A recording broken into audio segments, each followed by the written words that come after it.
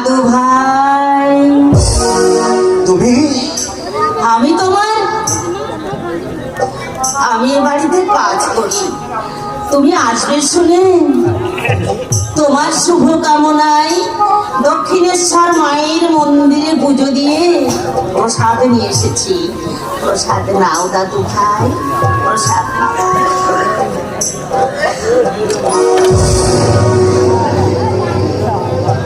প্রসাদ ফেলে দিলেন কেন?